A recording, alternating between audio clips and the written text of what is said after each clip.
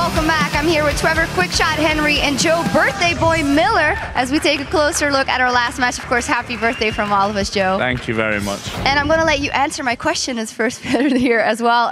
What did you think of Gambit's play in this one? It seemed like they looked a lot more crisp than we've seen in the last couple of weeks. So I didn't know what to expect from Gambit at all, considering that they'd lost 11 games on the bounce before it. Okay, their hopes of promotion are gone, and I actually said this last week that I think now that that's happened, I think it alleviates some stress from Gambit, and that seems to have happened. We talked to Edward and Diamond, and they both seem like happier people compared to what we saw last week, and I think for them that's a really positive sign considering their push to the playoffs, to promotion, sorry. Yeah, I actually completely agree. And I think it was a difficult game for both teams because it determines, first of all, Copenhagen Wolves are no longer in playoffs. With that loss, they can't chase ROC out. Second to that, they're now tied with Gambit in head-to-head. So if Gambit get one game more than Copenhagen Wolves over Super Week, it's going to force a tiebreaker spot for that 7th place seed and the ability to pick your opponents. But I don't know if this was a matter of Gambit playing very well or if there was an element of Copenhagen Wolves not playing particularly well. You always have to measure those up, and we will find out later because there's 3 more games for both of these teams to play. Absolutely, and as you mentioned, it is close, and it is actually reflected in one of the Dragon fights that we're going to show here as a replay. Let's get that up on the screen, where it's eventually a 2-for-2, but Gambit get their beloved Dragon. Yeah, so first and foremost, 18 minutes into the game, no towers have fallen. Gambit have actually done better in the laning phase, and I really want to highlight the fact that Diamond has been very proactive. He had ganked multiple times, and he'd actually given Gambit a little bit of a lead in this situation. Roll this clip out, and the most important thing to note is just how split up the Copenhagen Wolves are. Take a look at the teleport from Youngbuck. He's coming in the tri-bush from behind Gambit. The rest of Wolves were fairly tightly knit, but they've taken so much damage from Nick and from the rest of the Gambit squad that now as they continue to chase through the jungle, they instantly start flashing, get popped, and they split up all over the place.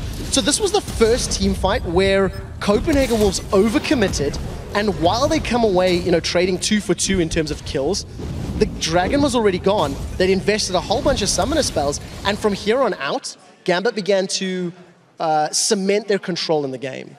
Yeah, and as we go further in the game, Diamond was mentioning it as well, it just felt better for us, and you can see that reflected in counter ganks and team play as a whole, and we're actually going to take a look at another replay, because the Copenhagen Wolves did try to make it happen. Broken Shot tried to make something happen, but too little too late. Yeah, again, moving into this bottom lane, and if we run the clip here, you see that Broken Shot coming down from his top side, and the fact is that Kubon today, I thought, and Deficio said it as well, played things really, really well. If we run the clip, we see that in a second, as Broken Shard starts to move down, we see him jumping in there. As soon as he starts to come in, that teleport is popped straight away on top of the Canyon minion, and that automatically gives them an advantage. If you look at Walleye, he's at less than half HP already. If you look as well at Youngbuck, he had no teleport available, and really good call here from Gambit to actually pull it through. Some nice work with the bubbles as well from Edward. If we just let this one run out, you'll see there they managed to lock up those final couple of kills. Really, really well played. This is not a Gambit that would have lost 11 games in a row if they'd done this on more than, any semi-regular basis. Yeah, this is the best that we've seen Gambit in 5 weeks. The last time they picked up a win was in week 6, and I think a lot of it stems from confident plays, but confident plays that they pulled off. Because there was ganks, there was movement, there was transitions between lanes, and Gambit pulled it off, and they managed to pick up their first win in a very long time. And we'll see if they can carry that confidence through the rest of the week. Yeah, absolutely. As you see, all the games here in Super Week will tell the tale. And now let's send it back over to Demon and Deficio for Game 2. Thank you very much, Shox, and welcome back, everyone. So, before we get into our next match, we do have a quick announcement about today's Challenger Series. H2 Gaming have informed Riot that they will be forfeiting those matches, of course, that were happening tonight, giving victory to Gamers 2. Robin Jedhammer, the H2K manager, has said, due to some internal team issues, we've decided to forfeit today's game in order to come back as a stronger, united team for playoffs. I would like to apologize on behalf of H2 Gaming and everyone who was looking forward to the 3rd and 4th place spot, and of course to Gamers 2 and Riot Games. So, interesting stuff. And before we do get into our next match, it is going to be between ROC, who will be facing top of the table Alliance. Big, big game here. But as we've just seen, ROC are now safe. Currently, of course, Alliance do lead 2-1 in their head-to-head. That is not really what ROC care about. It's all about wins for them now. This is all for seeding, as because Gambit did just record a victory over the Wolves, they're now secured in the playoffs. Weight lifted off their shoulders, I think that's for sure. Last week, of course, ROC picked a win over Gambit with a steady, controlled victory. However, against SK Gaming, they never really got going. It's been a combination for them throughout 2014. If they fall behind early in the lanes, they really struggle to make up the ground in the late game. 100% agree. ROC as a team doesn't seem to play close games at all. Either they do really well, control the objectives, avoid taking any risks, or they get completely crushed and just lose the game. As an example, then ROC has only secured 2 Barons in their losses this season and 16 Barons in their wins. It simply means once they actually fall behind in the games, they rarely try to do anything to actually come back and get the win. Now for the last 2 weeks, ROC, in my opinion, has looked shaky. They only beat Gambit in this span and they lost to Super Hardcore, Millennium, and SK Gaming. And these are the teams they will most likely face in the quarterfinals. So big issues for ROC. I mean, they need to pick it up here in Super Week. Yeah, of course, lying currently in the 6th place spot. Currently, they'll face 3rd place. 3rd place is a big, big thing. Currently, Super Hot Crew sitting in that position.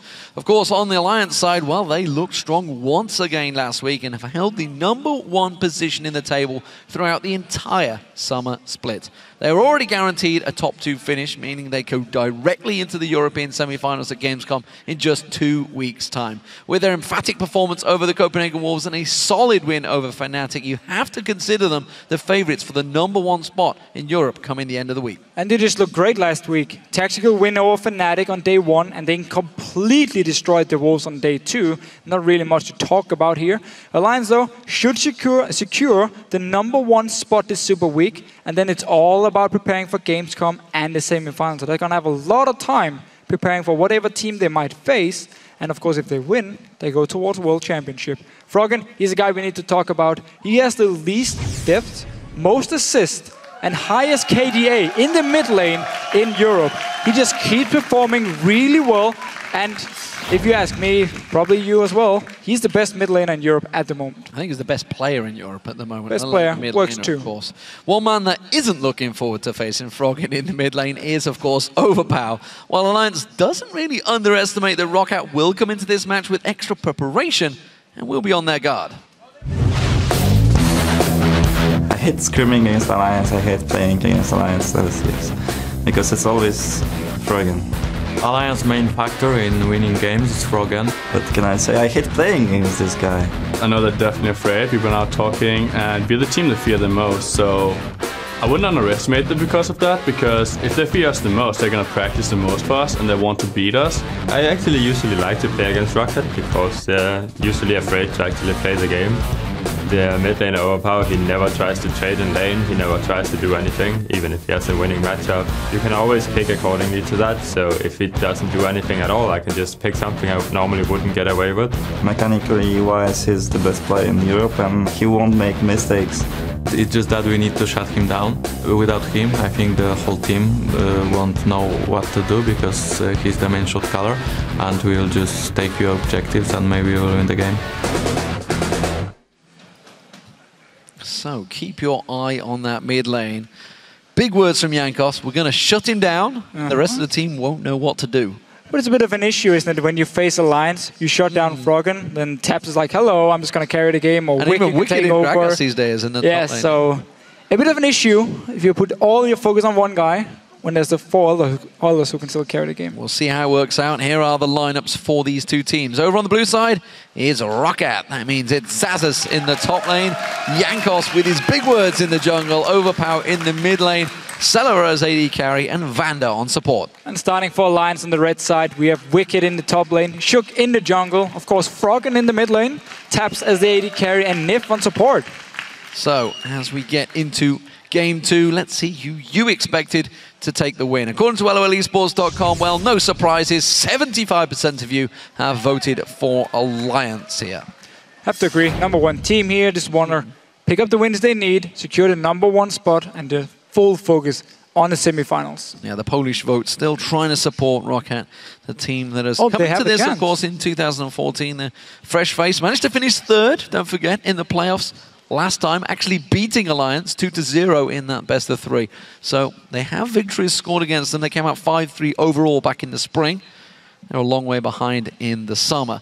So what are we expecting? Pick and bans, important phase. They talk about shutting down Froggen. We've been looking at some important picks and keeping our eyes on some new champions. Of course, we saw the likes of Zilean last week from Kerp in that mid lane. Riven in the jungle from coming out from Shook. There's a lot of differences that could come out in this pick and ban phase. We could see them focus a lot of bans on Froggen, like take away Orianna, Twisted Fate maybe could be an option as well. And possibly Riven. Oh, I just got the first 2 here. I'm very sorry for spoiling the first 2 bans. Well, we kind of knew what was coming. It's expected from the video. Let's shut down Froggen. Bit of research works. Orianna and Twisted Fate taken away. Froggen not too worried. Remember, Nyph still open. We heard him earlier on in the show saying, hey, it's free win if it's available. Kassadin, though, of course, taken away. This time by Alliance. Froggen managed to get hold of that. I don't think we're going to be seeing 80 stacks coming out of Alliance in this matchup. Who knows, though.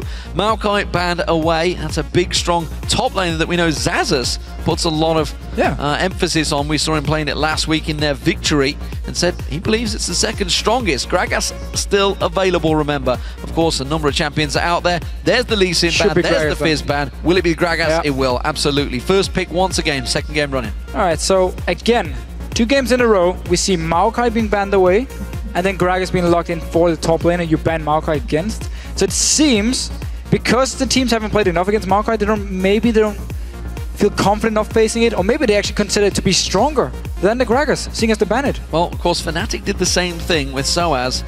Alliance picked Aurelia for Wickd, his signature champion, who ended up coming out much stronger. Morgana and Kog'Maw, though, locked in. So Alliance putting a lot of money in that bottom lane pairing. You talked about Froggen being locked down. I think we're probably going to see him having the last pick of champions. Yeah, and instantly response to the Gragas here. Not going to take any chances where Xaxus can knock Tabzz into the rest of Rocket and kill him instantly now. You have Black Shield, you have a hyper carry for the late game.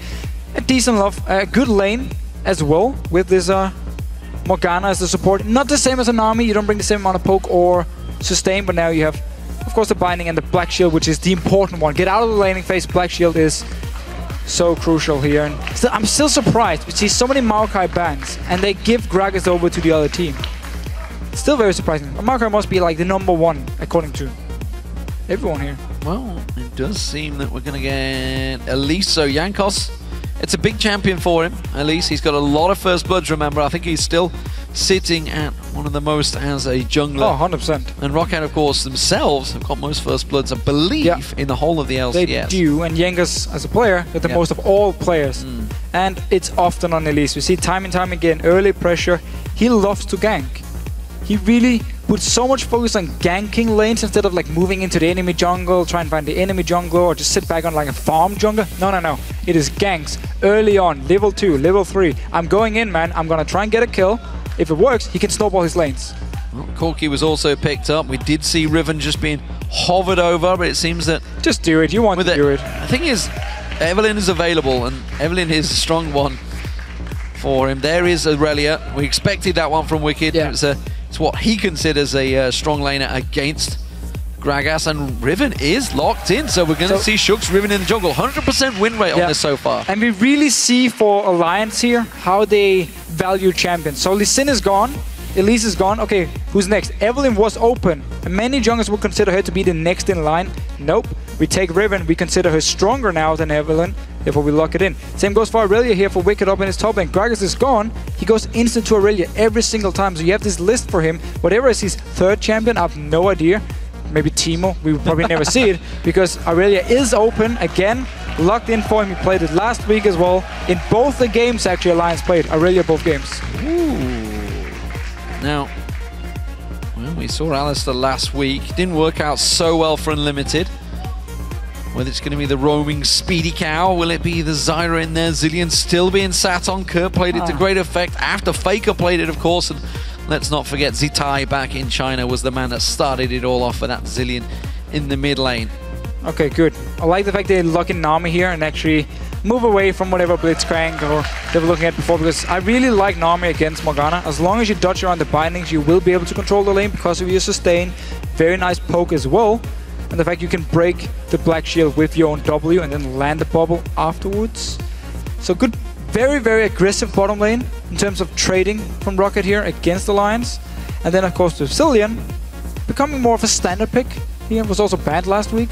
It actually opens up for Rocket to mid-game make a lot of plays, but late game wise, they might be in trouble here because there's so much focus on mid game. You have Corki, Gragas, and Zillion, all of them power spike straight in the mid game.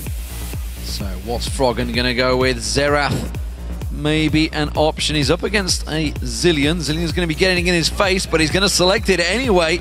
That stun is gonna be on point. So Alliance, final lock-in. So I asked some of the mid laners here in Europe why you take Xerath over Ziggs, for instance, and it's simply because your laning phase is kind of the same, but Xerath late game, you can easily hit all your combos, or at least most of them. Maybe not your ulti is hard one, but the rest of the abilities are very fast, where the bouncing bomb from Ziggs can be hard to hit, the ulti people can run out of it. The main abilities from Xerath is like instant boom, damage, land a stun as well, and he just works so well in these late game team fights. And Alliance looking for the late game points, Rocket looking to finish in the mid game. Well, we'll see how it works out between these two teams. Rocket, of course, chasing out the positions really in the standings. They are only one game behind SK Gaming, so it's not beyond the realms of possibilities that they could be picking up a win. They have 4 games this Super Week. Of course, Alliance happy at the top of the table, just need to secure a couple more wins and they are safe. So which team do you believe has ended up with the better champion picks? Tweet us hashtag ROCWin for Rocket or hashtag AllWin for Alliance to @LOL Esports. And we'll see if the lineups have affected your vote. 75% of you for Alliance, of course, early on. No surprises, top of the table, and looking like they want to take this one late, as you say. Yeah, and I do wonder if they want to lane swap early. That's around the very strong lanes here from Rocket, because every lane from Rocket is very, very good, especially also Gragas in the top lane. We've seen it time and time again. Aurelia, of course, knows his Aurelia, should be able to handle it, but still, we could see Alliance swap here, get some farm, get some levels, and then go back to standard lanes once they feel confident. I want to see how Xaxus builds this Gragas as well as we get into the game. Remember, Soaz went tanky. Froggen, big words, said pretty much useless at the end of the game. We'll see how it works out for them. Here we go, ladies and gentlemen. Game 2 of Super Week. The final week in the season here in 2014. Playoffs looming, quarterfinals. Rocket are in those quarterfinals. Last spring, I should say, they faced Alliance in those playoffs. Took them down in that 3rd, 4th place match. Alliance, though, they've come so much stronger in this summer split. Dominated the league, honestly, and stayed top for all 10 weeks so far. Can they hold it for the entire season? So we do see Flask on Wickd again. Did it last week against Gragas. Simply because it's all about just farming, sustaining himself in the lane. With all the poke from guys. Already jumping to Xaxus here. The rest of Alliance joining in. Blade Surge, though, coming out of Wickd. Level 1, dashing on towards him. Not sure he would have wanted that one as his first level 1 skill, but this is a heavy, heavy invade coming out of Alliance. Rocket will react to it. I think they're just going to go straight down and counter and steal away their own blue. Yeah, so we actually saw Celaver instantly move up to Alliance blue buff, place a ward to check, okay, where they're actually starting. And now everyone recalling, so Alliance just wanted some deep wards to try and spot where Rocket is sending their lanes. Oh, Tabzz just got interrupted here.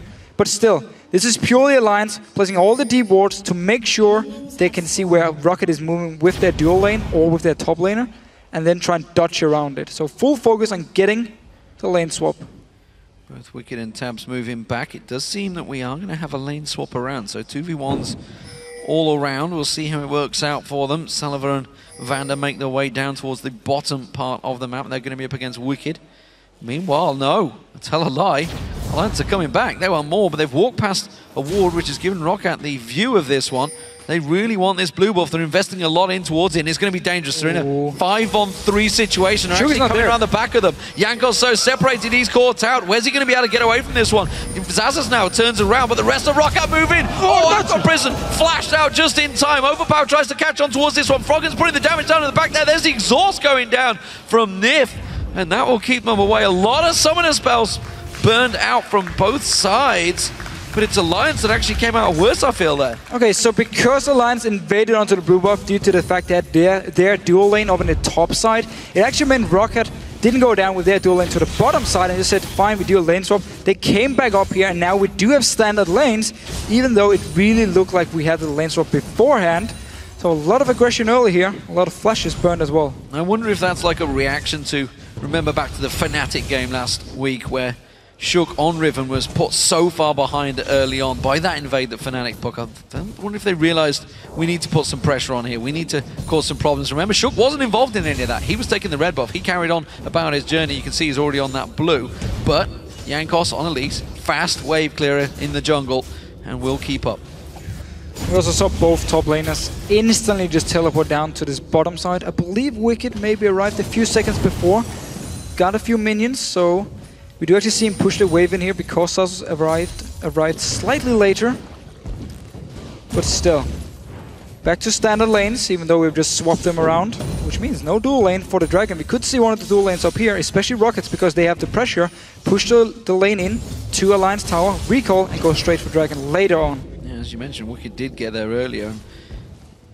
As effect of that. Oh, Wickd, wrong choice there. No Blade flash, Surge. no flash. He's in trouble. Jankos comes around. He can just take his time with the cocoon here. He's going to send the spider. Doesn't need it. First blood. Once again goes the Jankos. Record. Protect their record. So no flash on Wickd. He wanted to push the wave into the tower to make it reset and get it back to the middle of the lane. But Jankos was there instantly. And we talked about how he's not a guy to just sit back and farm. He will always go to the lanes. He will always look for the ganks. And it was a bit too easy to get a kill on Wickd here. And also forced him to buy a very early pink ward. And it's a risky play because he had to know the timings of that jungle. Oh, he had to know that he'd started off at blue. They invested so much in that blue. They had to know that they were taking the blue, coming down to the red, and they knew that Jankos would be in that lower half of the jungle. Honestly, just cocky play from Wickd here. Saying, you know, I don't care if he's showing up. I can escape. Nope. Not a single chance. Shook wasn't there to help him, so it wasn't a bait either. Just overextend his lane. Overpow, however, taking a lot of damage in his lane. Good combo from Froggen there. Throws out the stun at the same time, catching on towards him. VandeR trying to turn some of the aggression back on Nyph, who was getting that poke on. Both, of course, with the Spell Thief's Edge, so both looking to score themselves some gold every time they do land those hits on the champions. Meanwhile, they are keeping fairly trim in terms of CS. Celaver has got himself the advantage because Tabzz had to back off early. And now Jankos once again on the prowl, looking to score some points in his top lane. It's going to be a hard gang to pull off, however, because Tabzz and Nyph was playing so defensive and staying so far back in the lane. But it's just Rocket taking control of this lane here. Got the kill on Wickd down his bottom lane as well, which is something Xaxus needs to use to capitalize and extend his own lead. Oh, Nyph in trouble. Hasn't got that black shield this time around. Can he get caught out? Is it enough? Yes, it is. Celaver gets himself the kill and another assist for Jankos. So while it was a hard gank, they managed to pull it off here. Jankos, he stayed around, moved in as soon as Alliance sent their dual lane a bit up in the lane. Instantly moved in, killed him. And Shook, he's just been farming meanwhile. Well, let's not forget, while the top 2 spot is confirmed for Alliance, they are by no means safe in that top. Fnatic would love to chase him down on that one after that loss last week. Tabzz in a little bit precarious position here. Jankos comes around the side. Hasn't used that cocoon yet. Now it does. There it is. Jankos gets himself the second of the game. Such a good setup again. Really just using the fact that Rocket is dominating the lane. Push it in. Tabzz stayed. Once again, no flash. They were both used at the blue buff invade by Alliance at level 1. Cost him 2 deaths now. Good start for Rocket so far. We talked about how they need to get that early game going for them. They need to get ahead and get that lead down, and it's working out wonders for them. The question is, can they make use of it as this game progresses? Wickd back down in the bottom lane. He's going to be up against a very tanky Gragas soon. You can see that Rod of Ages already well underway with the Catalyst being picked up. He himself is looking, he went for boots early on actually, looking to probably go for Triforce early on. Again, we'll see whether he decides to variate from that, whether he needs to get that Negatron cloak in to his build early. So it would be an issue for him at least if he delays the Trinity Force, because Aurelia is all about getting early Trinity Force and then you have your mid-game power spike yourself. If you do delay it, we do actually tend to see Aurelius become a non-factor because you don't get your power spike and the rest of the members from the other team becomes tanky enough or get high enough levels to actually deal with you in these 1-on-1 to 2v2s in the fights. But let's see what Wickd decides to do. Normally it is Trinity Force and then full tank afterwards. Unless he wants to try and split push, which I wouldn't expect him to do. Well, we haven't had a chance to look too much towards the mid lane. There is a bit of a CS differential building. You'd expect that to start evening itself out now. Their Overpow starting to get those bombs a little bit stronger.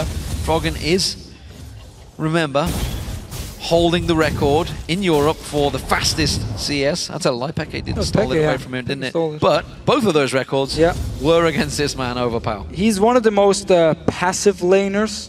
And if you do look at the numbers, he's actually, I believe only Nyph is above him in terms of how much CS the enemy mid laner gets at 10 minutes, at 20 minutes. Nyph is number 1, or we could say number 8, the worst mid laner in that case. Overpow just above him.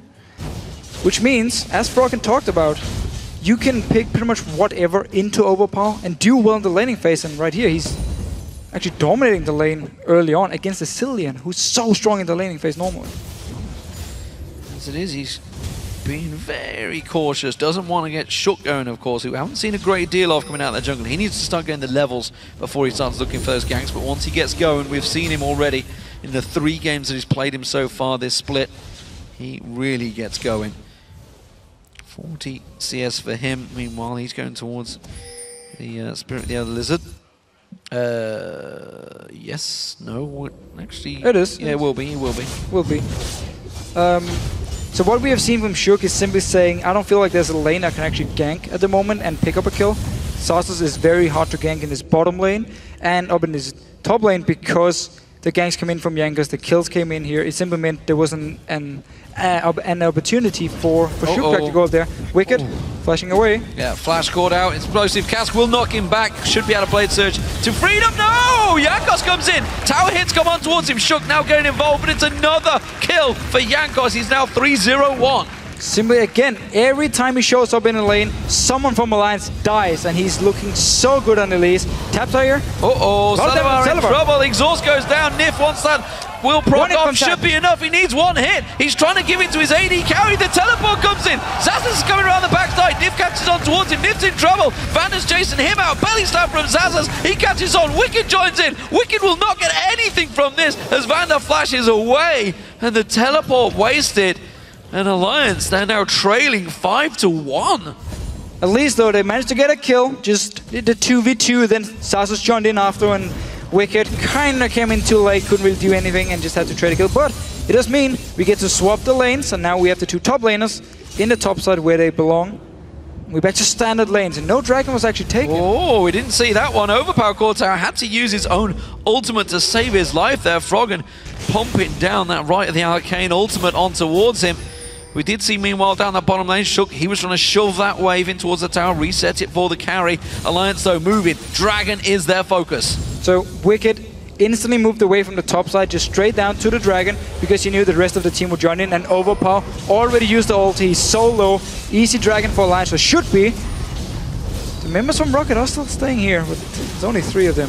Well, Jankos fancy a smite steal, try and get in there. Good stun on towards Celaver, will get caught out. Wickd locks him up. No ultimate for Froggen, he can't pursue this one. So, top tower, that's in trouble, remember. Teleport was used by Wickd to get back up here, and this may well be Xaxus getting himself a simple trade in objectives. So trading tower for the dragon, and of course Rocket weren't really in a position to fight because Overpow was so low in the mid lane. So actually this was pretty much the best they could get out of the situation, seeing as it wasn't already lost dragon. Also the entire wave got actually killed here by the tower down to this bottom lane. Again, a lot of trading back and forth. Good combo there. Aqua Prison into Big Bomb from Celaver. Firing out, caught out, didn't quite get the Valkyrie off like he planned there, and instead gets traded with a big chunk of damage back his way. So those phosphorus bombs starting to get some burst on. Of course, both of these AD carries they're going to be working towards. Oh, Overpow in trouble. Hasn't got that ultimate quite available. Now he's just come back off cooldown. Oh, the timing on that one. Froggen, no, the stun not landed. The wave comes through. Now Shook gets bounced back up there. Aqua Prison catches on him. They can turn this one back around. Shook's going to try and jump away. The bomb on his head. Celaver chases on. Is it enough? Celaver gets the kill. And now Froggen in trouble. Jankos forces him away. And Rocket continue to hold the lead over Alliance. So Overpow, he was just buying time, waiting for the dual lane to come from the bottom side up to help him here. Beautiful setup by VandeR. Tidal wave into bubble, and then Shook went down here. Need to be careful. Tabzz is looking to fight. Tabzz going aggressive, forcing his way in. Wickd also doing the same right at the arcane. Stunned out target, that's an easy one for him. Wickd needed that kill. It was a shutdown bonus as well. A lot of action here. All the lanes just roaming around looking for kills. Still though, if you do look at his bottom side. Tabzz can now push it in. Or Celaver.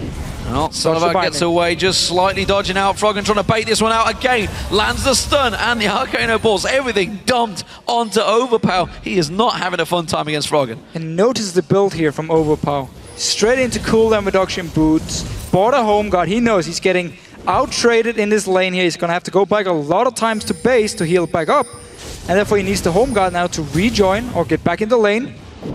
Still a very early cooldown reduction. We could see him focus more like support style. We saw Kerr played where he went straight into death cap, like first item, and just said, I'm going to look to kill people in the mid game. It seems Overpow is going the more supportive role. Meanwhile, Froggen gets himself a blue flask. He wants kills. He wants power right now. He's going to move back in. Athene's now completed.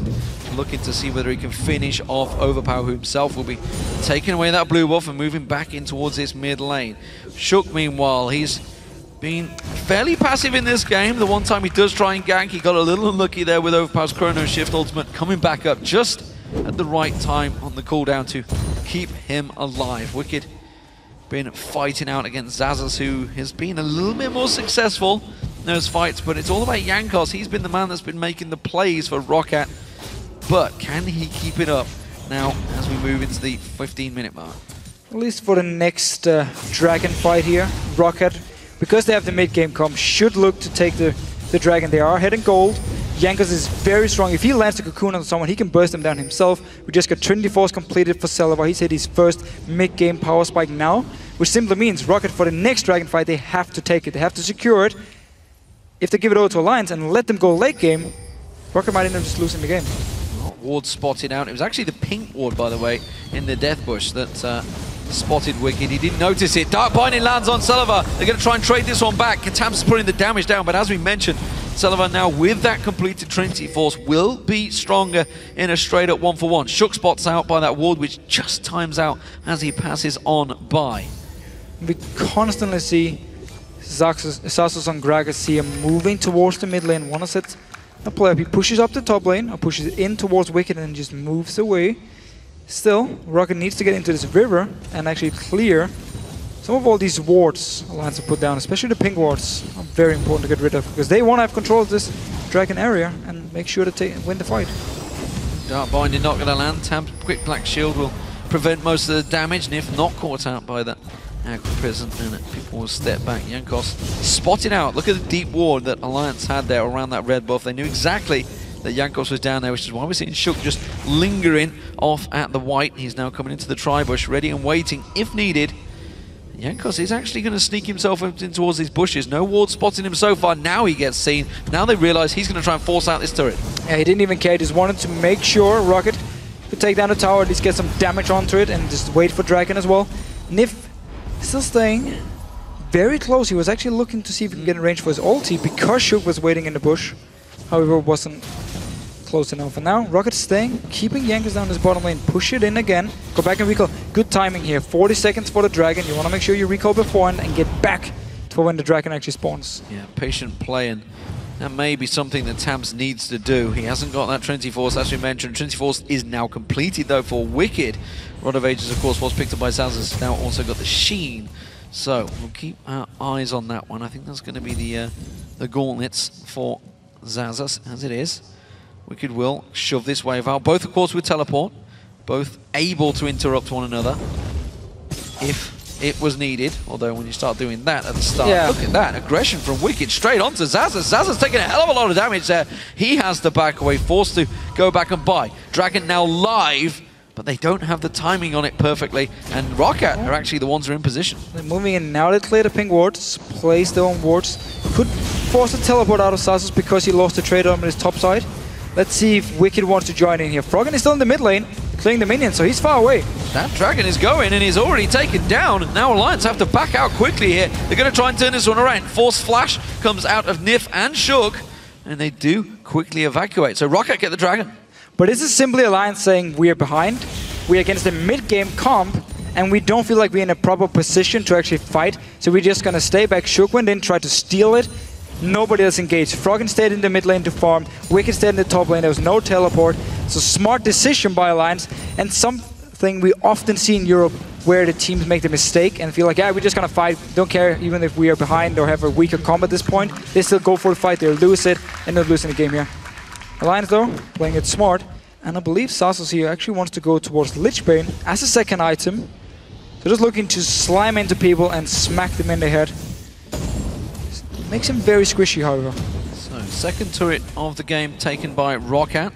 Alliance still yet to get their own. They are pushing on towards the top, which is going to force Xaxus to go and defend against Wickd, who will spot out that ping ward actually in the bush that Xaxus had laid down there. So that's now cleared out.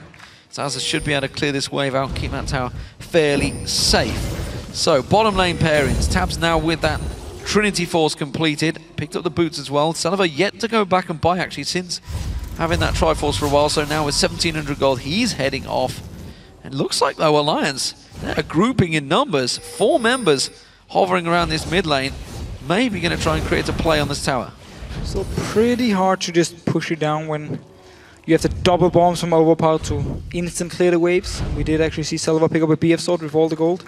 We'll be building into Infinity Edge. It's a very expensive first 2 items, but once you complete them, you are so strong.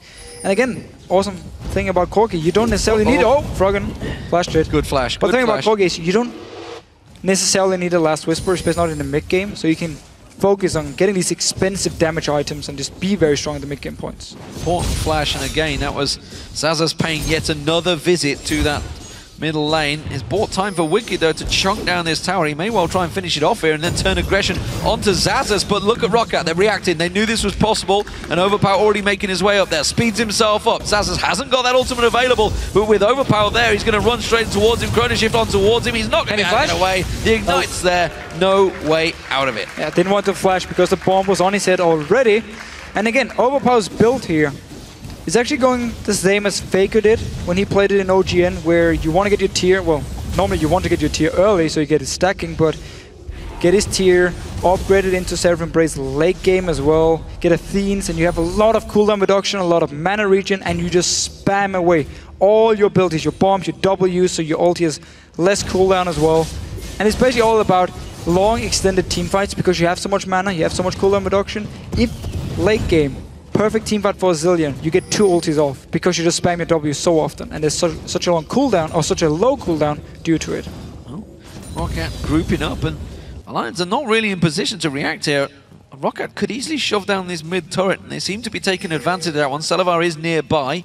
We do see Overpow shoving the waves in, so they should be able to get some free damage on this turret before Alliance respond. Now we see Froggen finally getting in there. Dark Binding lands on Jankos, but no follow-up, and that turret will go down. ROC now 3-1 in turrets. So again, it's the mid-game we talk about for ROC. It is so strong, and they need to take advantage of it, and they are. Getting the dragon, got a tower here. Still farm-wise, they have not really managed to break ahead of Alliance. So now it's going to be all about objective gold. Next dragon needs to go over to ROC as well. And they need to keep putting pressure on these towers. They need to move in the jungle of Alliance, play some deep wards now to kill all the outer turrets. And then just look to catch Alliance out of position. Look for the fights here. Only issue is Overpow. Uh-oh, Nyph in trouble. No flash available. This time, though, he's going to go straight defensive. Try and throw that Dark Binding in the face of Overpow. Didn't quite get in position in time. Nyph and Shook trying to roam around here, trying to create some play. Shook now got himself that brutalizer, so that damage will be amplified somewhat here. He's going to sweep out and clear that ward that just got shoved down. Overpow playing a risky game. He knows he can speed himself up, and he's of course got that second life available with the Chrono Shift should he require it. ROC going to try and react here. Alliance, I think they were trying to move for Dragon, but they were a minute early. At least to move in and just get a ward or try and force ROC into bad position. I'm not too sure what the movement were. They've not been grouping as a team yet, Alliance, and just gone straight down to try and push a tower because they know there's a lot of wave clear on the side of ROC, and they know if they get into a team fight, ROC should be stronger. So what they've been doing is just sit back in your lanes, just farm. Don't look for any fights. Get a tower if you can, great, otherwise just sit and farm. We see it again, taps down his bottom lane, Froggen sits in the mid lane and Wickd up in his top lane. And just wait for ROC to make a move. If they don't, fine, we just buy time and get into late game. Well, Tabzz is having himself some free farm down the bottom. He's having a great time with that one. 30 seconds until this dragon comes up. Tabzz is going to be important to push that wave in, but he's got to be careful he doesn't get caught out of position. That's why you can see he's been a very cautious little Cogmore. Doesn't want to get pushed too far. Wickd has to deal with this wave that Xaxus has just shoved in. Xaxus is already making his way down river, and looks like we're going to see Wickd trying to do the same thing. Overpow's going to wipe out this wave. 13 seconds on the dragon. This time it looks like Alliance want to fight, but ROC are ready. Yeah, and they have some very good wards here to spot everything. Nyph taking a lot of damage. Took a lot of damage, but everything missed out from ROC out there. And Jankos, half his hit points shredded off. That's not what you want in time for the dragon fight on your jungler. Well, let's see here, the rest of Alliance coming in. Once again, there's a lot of good wards here from ROC to spot Alliance moving into the river. It's all about now landing. Some poke from Xaxus, poke from Celaver. Ooh, they're going for a straight line. Oh, good wave comes out. Can ROC penalise it? Well, he will. Absolutely. Nyph gets caught down and just dropped straight away. Good ultimate, big ultimate used though by VandeR, and that may well cause some problems. Alliance still in a 4-on-5, happy to hold on. They can push the mid though. They can push the mid lane here. They're waiting for the minions to get down towards the tower and just stalling Rocket around the dragon. Now sending in taps. Overpow, however, he actually recalled and is speeding up towards this mid lane because Rocket were on the wrong side of the river. So they're going to go for the top side instead of bot side, actually. Yeah, Celaver reacting straight across. Celaver's actually singled out here. Jankos now, flash from Shook, comes on towards him. Good repel, and now Shook in trouble. They're going to turn this one back around right at the arcade, not landing on the right targets. The final one did come in. Tabzz will move back towards that mid lane. The rest of the team back and forth. Rocket look like they're going to be wanting to back away from this one. Wickd chasing down on Xaxus. Will be able to dash on towards him. Jankos has teleported away. Alliance move towards the dragon. And Alliance, they managed to buy enough time now for Nyph to return from the base, from his grave, joining in with the rest of the team. Shook, however, no flash, down to 50% HP. He needs to be very careful. And now it's Rocket stalling it out here, forcing Alliance away. And both teams is constantly pushing two lanes and making sure nobody takes the dragon. Risky plays from both sides. Jankos now back, full health. Rocket once again in position here. Wickd actually pretty low now. Jankos sweeping out and clearing out all the vision coverage that Alliance had gained. And honestly, I feel Rocket have now got themselves in a good position to take this dragon. It looks like it's going to be safe. So because they managed to stop Alliance from taking the dragon just a few seconds ago, Jankos returned. Now they can take it. Shook was forced back to base. So pays off from Rocket. They managed to defend the mid tower. Very good move where Overpow recalled, ran from the base, and got up there to clear the wave to make sure Alliance couldn't just trade mid tower for the dragon. So, good move by Rocket. And Alliance fancy this one. Wickd's around the side, actually. He's going to come around the back. He's just off your screen. Now comes around 4v1 in, catching his ultimate across them. That's going to be the chrono shift used on Jankos. He pops back up, straight away stunned up, though, by Froggen. They will get themselves one kill, but it looks like Rocket should be able to escape freely here. The question is, can Alliance take any objectives off it? The bottom tower is available. Wickd is already heading towards that one, and I think they want to try and push the mid as well. Shouldn't be able to push the mid, however. A lot of members from Rocket here to defend it, but down this bottom side, Xaxus needs to run down very, very fast, or use a teleport if you want to stop Wickd. They're going to push in. Overpow. It's very low, pinged off there. Going to clear the wave out, though. Right at the arcane. Is it going to land? Oh, flashed it! Just dodged it out there. And that was... But that's mid tower. Going to be the mid tower. The bottom tower is saved. Xaxus got down there just in time, but the mid tower is the vital one. Will clear away a lot of that vision. Wickd is going to back off. Yeah, so Rocket actually decided to give the mid tower instead of the bot tower here by sending Xaxus down, the full HP Karagas.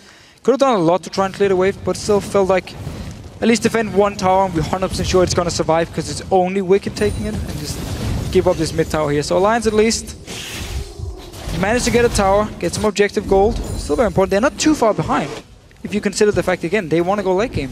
Well, if you consider they're 8-3 behind in kills, a couple of dragons worse off, and Rocket, no, can they push on? They need to start putting some pressure on the map here, and at the moment they are starting slowly to play a little bit more defensively than they were. As you mentioned, this is their time to shine. This is where they have to start putting the pressure on. At the moment, they're simply keeping those waves from crashing against their towers. And we even saw Overpow decided to delay his Athenes just to get the death cap, because he knew I need this mid-game power spike and I need to be so strong in these team fights, so he just went back, bought the death cap. Still needs to stack his tier a lot before he can upgrade it, because he bought it so late. And we need to see these team fights here. You even see more AP now on Xaxus. Rocket, they need to start forcing something. Second item, Guardian Angels picked up by Wickd, so he knows that fights are absolutely coming, and he's going to be the one in the thick of it, fighting them off. Froggen, meanwhile, got that death cap as well, as you say. And now, well, ping ward's starting to begin around the Baron.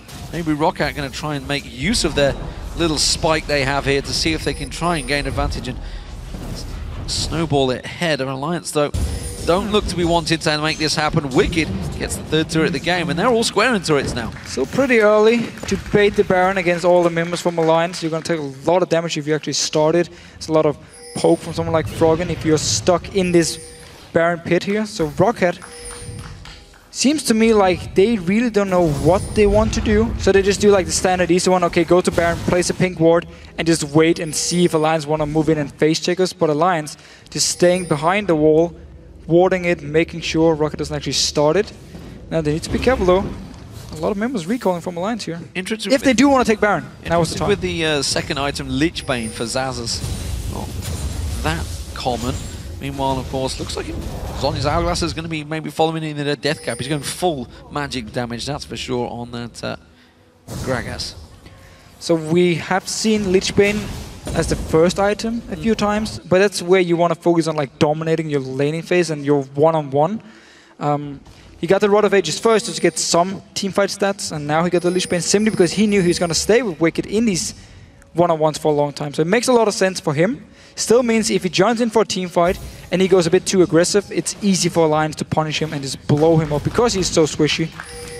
Could definitely be an Hourglass coming in as his next item. We see a couple of counters as well from Alliance. You just saw the Hex Drinker being picked up by both Wickd and Shook, actually. Oh, Nyph almost caught out there. Quick scrying orb being used by Celaver. Still yet to be picked up by Alliance, actually. They haven't gone that route instead. And the vision again. Cleaned out by ROC. They're moving in and around this Baron. They really want to try and bait this one out. They don't have enough deep wards, however. Yeah. Yes, they have two just behind the Baron, but it's not enough. They need to get further in the jungle of Alliance, move in as a unit, and just force Alliance out of the jungle. Place your wards so you can see where everyone is moving. You can also use it then to go away from the Baron and move to the top lane, to the mid lane, if you see they are out of position to fast push a tower. But now, they are just starting it. I'm not sure that was the plan. Just VandeR auto-attack at once, and now everyone has to back away. Good damage on Shook, though. Nonetheless, he's taking some poke. Got to be careful he doesn't get caught with that cocoon. He will step out. But the thing is, Alliance have got no pressure on them. All of the mid lanes are pretty much holding even. So they don't need to worry about getting caught out. Wickd, he's like, do I face check it? That's exactly how you check it. Tabzz used that ultimate, gives him full vision if it lands on them. The Baron is like so confused, like what's going on? People are standing right around him, nobody's doing anything. And now he gets spit on again. Piss annoying. Just annoying for him. Nyph getting the poke down, lands the Dark Binding onto Celaver. Will step away. Overpow caught out. Wickd catching on towards him. Has to use the Chrono Shift on himself and left. They're going to leave that to time out. That is that ultimate down for a certain period of time. It's a fairly quick cooldown. Will just spam his W, but now forced to go back to base because they actually left him alive on low HP. A bit like ARAM. You don't want to finish him. Don't want to finish him off. Just wait for it to run out and then you kill him. Become the ARAM master since you started playing with us. Yeah, but we lose a lot of games. And then we start arguing with each other, and everyone else in the office looks weird at us, and we're like, ah. Look, the thing is, teamwork makes the dream work, and we just don't work it out ourselves. As it is, Dragon was started off and backed away from mid lane now is going to be the focus. ROC once again trying to bait out this Baron. Overpow this time, no ultimate available. Actually, Telelight's back off cooldown. Wickd nearly caught him out. There's the wave coming through. It's going to be Froggen and Tabzz actually at the back there. Can they catch on towards Froggen? Yes, they can. They just explode him. And now LRFs of Alliance, they're running scared. They have to get caught out. Shook in trouble. He gets taken down. Not quite enough, and he survives again. Don't know how he manages to make these escapes all the time. But ROC, they got the pick they wanted. That mid lane is down. It's only a 30-second death timer, though, because we're only in the 31st minute. There's a risky Baron play still. Still, though, Shook was forced back to base here. Only Nyph, Wickd, and Tabzz to try and defend. Tabzz is still very low on mana here. Let's see if they can actually do anything. Thing is, Wickd with that GA, he can put a lot of pressure down. Overpow's going to get the focus. There's Nyph goes in, tries to get that ultimate off. It's going to proc. There's the Baron taken away. ROC, oh, Shook failed his jump. He didn't get over the barrier, and that may well cost the life of some of his comrades. It is going to be Nyph that goes down. Overpow managing to use his ultimate to keep him alive. Wickd got out, didn't have to use that GA cooldown, and now ROC with the Baron. Let's see if they can take some of those towers. Finally, the Baron dance worked for Rocket here. Been there for quite some time, at least 5-6 minutes, but Alliance moved in. Good tidal wave coming in from VandeR and Froggen. Oh, let's see if there's a fight here actually. VandeR, Jankos moving in. It's TP as well in the mid lane. Time to run away from this one. VandeR though taking some serious abuse. Xaxus is going to join them. That dragon is not going to get taken by Alliance. And again, they have to step off. Tabzz with next to no mana, he's going to have to go back. Looks like that dragon will be taken away, and Rocket now with a sizable gold lead, 8,000 built up. They're making use of this mid lane combo. And now they just have to get in the base of Alliance with this Baron buff. They're so strong at this point. Infinity Edge completed for Celaver. It's been for a while, but still. Go back now. Shop, you have a lot of gold. And then you use this Baron buff here. 10 more minutes, and Alliance are more than even with Rocket in terms of like late game scaling. Of course, the gold is going to be a big difference still, which means it should be in favor of Rocket unless they really mess up the next 10 minutes. Well, we'll see how it works out as it stands. Alliance are trailing. Rocket, while being pressured very well in the team fights, have been holding their own. Overpow now with his Baron on, will wipe out this wave, no problem. And you can see all the lanes actually starting to slowly push in favor of Rocket. The question is, will they make a move on one of those inner turrets? Blue buff will get cleared out for Overpow. Absolutely required for him to keep those bombs ticking on members of Alliance. Pretty good. Let's see, Frozen Heart as well for Jankos. Simply to try and shut down both Wickd and Tabzz. They're actually very good item against both Aurelia here and the Corkmore. Let's see, Rocket pushing up on the tower. The rest of the members are not here, only Overpow and Xaxus actually pushing in. Celaver is still in this mid lane, and Wickd is there to defend. Wickd might actually look to jump him if he gets the chance. Well, they're looking to maybe try and go for Tabzz. Tabzz forced away from this tower. The rest of Alliance are reacting. Tower taking a beating from the minions, not too much damage down on it though, as you mentioned. Rocket rotating well around this jungle, keeping Alliance guessing as to where they're going. Absolutely do not want to get caught out in open play. And that dragon, turret, sorry, is going to go down. First one of the game. The inner turret goes to Rocket. There's 2 more left here. There's a wave up on this top side. Everyone, however, from Rocket is moving down towards this bottom side for the next tower. And Alliance can send all 5 members down to try to defend it, but they need to react in time. They are actually sending now 4 members at least. No Tabzz, however. He won't be able to join in if Rocket wants to go for tower dive. Overpow clearing a double wave, pushing up. The rest of Rocket rotating, moving towards it, trying to shove in. Alliance are in position with 3 members. Should be enough to wave clear it. Of course, Froggen's Pulse can wipe the waves out from quite a distance. It should keep them at bay. Of course, Tabzz as well has pretty long range on that Cogmore, which is why they're now starting to feel a little bit more confident. Rocket, of course, have still got 30 seconds remaining on this Baron timer. Don't think they're going to get too many more objectives with it, though. Well, they keep the pressure going. VandeR was actually back in base. Now board. But does have the mobility boost, so joining in again. Jankos taking a binding. Got out of tower range. Not going to follow though. Yeah, got out of tower range just in time. Top wave is now being chased. Alliance nowhere near this one. Overpow and Xaxus have snuck around. They haven't got a wave of minions just yet. Xaxus will join them. He'll probably tank out the first line of this one. Look at this. Alliance way too slow to respond, and that's going to be another inner turret being picked up by Rocket. Very nice move here. They kept 2 members in the mid lane, waiting to see where Alliance was sending the remaining members. They went down to the bottom side looking for a fight, and instantly Rocket said, okay, you guys move away, we go top, and now they're actually going back in. Jankos once again, the guy tanking tower. Yeah, 2 members trying to tank this one through. The rest of Alliance move around. Overpower's not backed away. He's still sticking around in that mid lane. Remember, they were known for their 1-3-1 push. That's what got them into the LCS back in 2013 against Ninjas in Pyjamas. Of course, a long time ago, that one. But at the moment, they are starting to give Alliance a bit of a merry run around. It's looking pretty good for Rocket. Used the mid game they had, waited around the Baron, managed to get the pick here. This should be running out soon, the Baron buff, and now we kinda... Everyone recalling, everyone going back. Resetting the whole game a little bit. Still, pressure's on Alliance. Rocket has been playing the map now. Didn't manage to get into the base, however, so no inhibitor down. And they might just be waiting for the next Baron. Try and do the exact same thing they did before. Bait it out, hope Alliance moves in, look for the fight, then take the Baron, and then go towards the base. Well, VandeR's going to find Shook in a moment if he keeps on pushing through this jungle. He was trying to get some vision coverage in there. Nyph himself has barely got any wards out because they've all been swept out. A lot of pink wards from ROC covering this map, making sure they have full coverage of that Baron. Notice they had one in the pit and one just outside it in case there was one snuck against that edge. It so often can be unseen, but ROC have full vision. So waves are going to be pushed up, it seems, for ROC, shoved in the top. You can see it's already pushing its way in. 4 members in that mid lane, while Overpow split pushes down on this bottom. Hasn't got teleport, so he has to rejoin his team. It should be Xaxus that's down there doing that one. But with a minute for Baron, ROC are very much getting ready to start this one off again. And if we just look at the game, it was all about Jankos in the start, getting the kills, every single gank he made.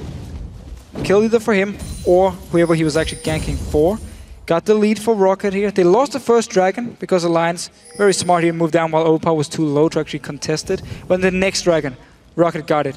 Next one again, they were in good position, took the dragon, got a few kills on Alliance as well, and just been controlling now both Baron and Dragon, and also pressuring down the towers for the last, we could say, 20 minutes. With this mid-game comp still working really well for them to get the pressure, get the goal lead, and force Alliance to react. And let's see here, Baron up in 20 seconds. Last time, remember, Alliance danced around for like 6 minutes, then they moved in, and ROC instantly punished them, got a kill onto Froggen, got the Baron. Well, Froggen himself was playing cautious, hasn't got any vision down that bottom area. Dragon now just spawned, and look at Alliance, they're moving in on force, but they could be losing out the Baron of this one. Baron is about to spawn up. ROC are there ready and waiting. I think they're going to try and run the timer on this one. They may well get it before Alliance. Oh, they will. Not even close to getting it. Dragons get picked up. No. That's the Baron for ROC. It's simply Alliance saying, we don't want to deal with this Baron dance once again. We don't want to take the chance, so you get the Baron. We at least take the dragon, because they had a rough time off the Baron from before, so it's not like they were surprised it just spawned. Could even see it on the minimap respawn. Just simply Alliance saying, we don't want to deal with this Baron dance, we don't want to get caught out of position again. We get dragon, you get Baron, everyone is happy. Or maybe not. Well, we'll see how it works out. Still 11,000 gold advantage for ROC. Not what we were expecting, honestly, when we saw this on the standings as Game 2. Alliance, of course, charging up that table. Maybe, I don't know, maybe a little bit of overconfidence for Alliance, but this game starting off well for a ROC. It's what? Remember Wicked's first death? I remember. I'm well aware of it. And I also remember talking to Alliance last week after party, celebrating, where they basically were feeling very, very confident. I mean, they know they've secured that top 2 spot. Pressure is off them. They don't need to go full on in this one. Seedings absolutely are massive, though, especially for ROC, who, if they win this game, will be tied on wins with SK Gaming, who, of course, will be playing later on today. It's simply all about who do you actually want to face. And I talk with ROC, you talk with Alliance, I talk with ROC here, we mix it up. And they actually want to face Millennium in the playoffs, because they feel like you can prepare really well against Millennium. They are predictable in the case. They love to play this one pick comp style, and if you have a whole week to prepare a tactic, the picks for it, they feel like they would be in a good position. So if they manage to pick up some wins here, they could potentially decide it themselves if they do get Millennium in the quarterfinals. ROC now with this Baron still pushing in for the final inner turret. Wave was cleared quickly by Overpow, which means there's minions now crashing on there. Relia is going to deal with that one. This will be Wickd across there. Tabzz went there, but it's another tower. ROC have claimed this one. Yeah, once again, going in, just tanking the tower, kill it. We'll step closer here. Every single auto turret is now gone. This top lane, however, is pushing, so ROC needs to send someone up there to push it back if they want to apply pressure in all the lanes.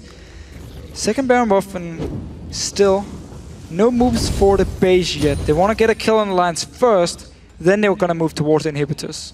And that is the tricky part. We've seen Xeraths in the past easily holding these waves back. Once they start moving to the base, it's very hard to push in, especially with the wave clear the Alliance do have. It's good poke though for ROC. We'll see now whether then this maneuvering that they've been doing so well, honestly, ROC, they've been pushing Alliance around this map very well, keeping them guessing, strangling out that vision. But now that they're in the base, they have full vision. They know exactly where everything is happening, and they won't be able to do it. They need to actually, as you mentioned, take a pick, start a fight. They don't want to keep just sitting back and farming, because it buys even more time for Alliance. I mean, notice Tabzz here. Infinity Edge, Trinity Force, Blade of the Ruined King. He's very, very strong. Froggen as well. Once he completes his hourglass, it's going to be hard to deal with him in these team fights. So, while Rocket are still ahead, have a very big goal lead, they need to start making some moves. I also feel that maybe Tabzz is going to require that Guardian Angel soon, because if he gets caught out, it certainly will go down very fast. We saw already how Froggen dropped like a stone. But again, now Roccat starting to group. This is the split push. This is the pressure. You can see down the bottom is Overpow. Meanwhile, in this mid lane, 4 members of Roccat try to push in there. Dark Binding catching on Celaver, but not followed up. Pink Ward goes out. Wickd looks like he's going to be the separate defender, but Roccat already happy, as you mentioned, to tank out that damage. Jankos taking some of the hits. Yeah, simply because they have pressure to. now. When there's so much wave clear from Froggen here, and even Tabzz can join in and just single down these minions here, you have to just walk straight up to the tower, like brute force it, step in, take some damage from it, but at least deal some damage to the tower, and just keep doing it and make sure you never drop too low. Because if you do get too low, Alliance can engage onto you. But it's the way for Rocket to play it. Always get some damage, and then at some point they will take it down. We're not seeing it off the side there. Half that turret hit straight away. Xaxus with that Lich Bane. We already saw Wickd was taken very low. Coming back now with the home guards. He's going to try and catch on towards Xaxus. Xaxus has to use that Sonya's hourglass. There's going to be the wave coming through. Not doing a great deal. Roccat simply forced back. They're going to keep on pushing here. Celaver almost got that turret down. They get it. Now Xaxus going to get caught out. Jankos taken low. That's going to be the Chrono Shift Muse from Overpow on him. They're happy to back away. Chrono Force coming in. One more hit. Oh, he catches on Overpow. Now they're going to chase. You can see Wickd still trying to pursue on this one. There's not really any objectives though for Alliance. They've lost the inhibitor turret. That was the main objective Roccat wanted. They're happy to take a death for that. Definitely worth it for Rocket here just to get an opening in the base of Alliance. They can now go back, wait for Overpow to respawn, and then move up towards this inhibitor here. Try and force it, kill it, and then move on to the other lane. So they got an opening now. Still scary stuff for Alliance. Looking stronger here now, pushing down mid lane. They're rushing this one. They know, of course, they've got another 30 seconds plus on Overpow's death, so they know it's a 4v5 situation. They're going to get straight towards this tower. They're going to push it down hard. Remember, of course, with a Riven in there, Aurelia, and of course the AD carry of Kog'Maw. They're going to shred these turrets fast. 20-second death timer still on Overpow. They're still pushing through. Baron Beth timer has now worn off. Have they got enough to try and siege their way through this one? I don't think so. They're going to have to retreat in towards the jungle and try and get some vision away from Roccat. And Dragon up in 10 seconds, so Alliance can take the mid tower, move towards the Dragon, get even more gold here. So again, you can argue, was it worth it for Roccat? You give up Dragon, you give up a tower, but still they got an opening in the base, which is what they needed because they couldn't push before. We saw it. Well, Dragon's going to go down. Alliance took that one. They had the timer on this one. They're also going to be well aware that in a minute's time, Baron is up. So everyone from Alliance steps away, gets themselves more gold, spends it out, and gets some of those almost vital items on there. Blue buff will go across to Overpow. Vision very much in control of Roccat still. They have good coverage, but Alliance I don't think are going to be quite so passive this time around. Pink ward from Nyph there will not spot out that ward he's just stood over.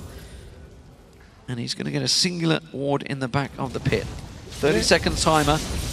This time, as you mentioned, late game team comp from Alliance. Is it enough, though, being 12,000 gold behind it? Yeah, still an issue because Roccat has so many items here. On the side, I mean, Overpow fully maxed out. Froggen still slightly behind. Overpow's down the bottom. The Baron's up in 10 seconds time. You have TP on Xaxus. Why wouldn't you send him down bottom lane?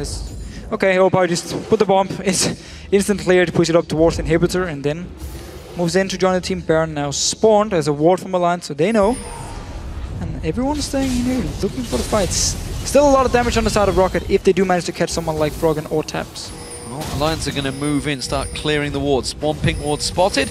A lot of pink wards in there from Roccat, so they've got a while to clear those out. They just snuck one in there. Jankos going to low, get Cocoon on towards Wickd. Wickd, of course, with that Guardian Angel, is taking the forefront. He dives in, gets himself some damage. That's pulled out the wave. Good ultimate going down from VandeR, not landing on the targets. And now Roccat trying to single them out. They're trying to put pressure on towards them with the minion wave in there. Got to get caught out. Xaxus with the dark binding on him. We'll get a bit of Arcane Opals. Jankos just off of the side there. Good stun.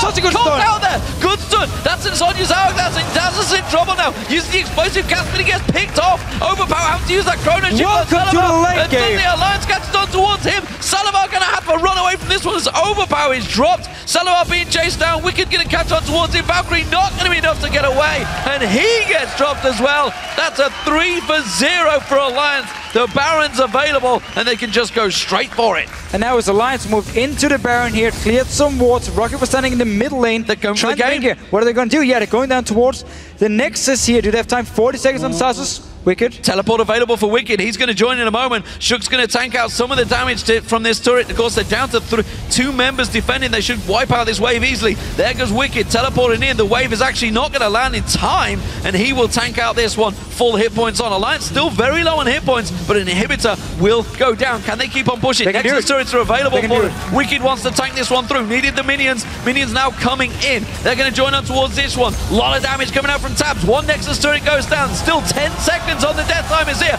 Alliance turned this game on its head. They're still almost 10,000 gold behind, but that doesn't matter. The Nexus is falling, and Alliance prove why they're #1 in the European LCS. Take a great victory over Rocket. And Rocket simply, they had the lead for pretty much the entire game, but they didn't use it. They never got into the base of Alliance for once where they killed the tower, ended up trading the mid tower and the dragon for it. And then Alliance simply said, now we're in the late game, now we feel confident, now we are stronger, and started walking as a group, looked for Rocket, looked for the fight, won it, and GG, game over. And I wonder, I mean, I hope that they show that on the analyst desk that last fight, because Rocket were in disarray. They were separated. Celaver was up at the top. Jankos was over the side. They were all getting picked off singles. Xaxus went in. The rest of the team backed out. Nobody really knew what was happening in Alliance. They knew exactly what they were doing just towards the end there. They held on. It's something we saw from old CLG EU. They knew how to defend these fights. And again, they pick up another win. Yeah. Simply managed to just extend the game because Rocket were so passive or didn't find an opening. There was constant wave clear coming in from Froggen. And then this late game teamfight, when you have an Ilyas who's building half tank, half damage, when you have a Xaxus building full AP, you don't have a tank. Wickd was the guy who went in first for Alliance. Shook followed up here. You have 2 tanky members now in the late game points. Simply meant there was nobody from Rocket who could deal or who could actually tank up the damage. And then as soon as they got locked down, Alliance just cleaned them up, got all the kills they needed, and we saw the difference between the late game and mid game. Oh, crazy, crazy stuff. Nearly a 14,000 gold advantage at one point for Rocket there. Turned it straight around. Let's take a quick look at the teams. Of course, they've both got another 3 games ahead of them. Rocket chasing now, but that loss is going to hamper them. They are currently sitting in 6th. They'll be facing, of course, 3rd place seed in the quarterfinals. Yep. You mentioned it may well they want Millennium. They may well get Millennium. Could get Millennium here. Could also be out of their hands, because if they're stuck now as number 6, it's all about Subaru SK Gaming and Millennium, who's going to take the 3rd spot here and then face Rocket. Because the way Rocket plays in these games here, there's been good moments, but they also seem to have some bad moments. Pretty much every single game, or some very slow games. Could be a team like Subaru wants to play against them because they feel like, you know, we can prepare well enough, and now it's open because Rocket just lost. But they showed that they can play. They had it in them. The mid-game worked out very well for them. They had just one single core, one single fight worked out in their against them, sorry. We're going to go over to the stage. Shox is standing by with Wickd. Thank you very much, D-Man. A mix of Shox and Shook. I'll take it. Congratulations, Wickd. Very good game from you guys. And of course, it's easy to say at the end, well, they had a late game comp and they finished. But in the beginning, some hard times. Jankos going very strong on you, and especially on you guys in the bottom lane, the Aurelia versus Xaxus matchup. So talk us through that. Our early game was pretty bad because I had to waste my flash, and I think Nyph had to waste his flash as well. So they had a huge advantage on us, and they managed to get a lot of kills on us in the early game on bot lane and top lane. And we only had middle actually winning, so it was very, very tough for us.